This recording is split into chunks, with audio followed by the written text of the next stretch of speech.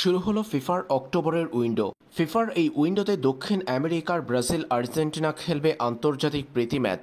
অন্যদিকে ইউরোপের France, Spain, Italy, England, Portugal, জার্মানির মতো দলগুলো খেলবে 2026 বিশ্বকাপের বাছাই পর্ব।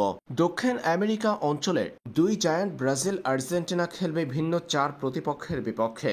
এশিয়া সফরে আসছে ব্রাজিল। সাউথ কোরিয়ার বিপক্ষে আগামী 10 অক্টোবর বাংলাদেশ সময় বিকেল 5টায় শুরু হবে ব্রাজিলের ম্যাচ। এরপর ব্রাজিল খেলবে জাপানের বিপক্ষে 14 অক্টোবর বাংলাদেশ সময় বিকেল 4:30 থেকে।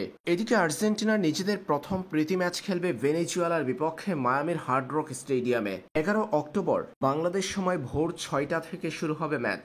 এরপর দ্বিতীয় ম্যাচে আর্জেন্টিনার প্রতিপক্ষ পুয়ের্তো রিকো। 14 অক্টোবর বাংলাদেশ সময় ভোর 5টায় শুরু হবে আর্জেন্টিনার ম্যাচটি।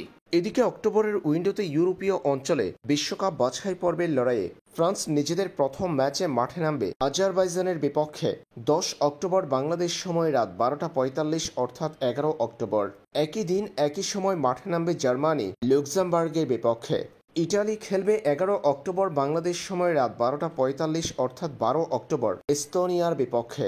ক্রিস্টিয়ানো রোনালদোর পর্তুগাল একই দিন মাঠে নামবে আয়ারল্যান্ডের বিপক্ষে।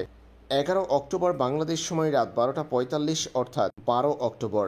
একই দিন 11 অক্টোবর বাংলাদেশ সময় রাত 12:45 অর্থাৎ 12 অক্টোবর মাঠে নামবে স্পেন জর্জিয়ার বিপক্ষে। বিশ্বকাপ বাছাই পর্বে এই উইন্ডোতে দ্বিতীয় ম্যাচ ডেতে জার্মানি মাঠে নামবে 13 অক্টোবর বাংলাদেশ সময় রাত 12:45 অর্থাৎ 14 অক্টোবর নর্থ আয়ারল্যান্ডের বিপক্ষে। একই দিন একই সময় আইসল্যান্ডের মুখোমুখি হবে ফ্রান্স।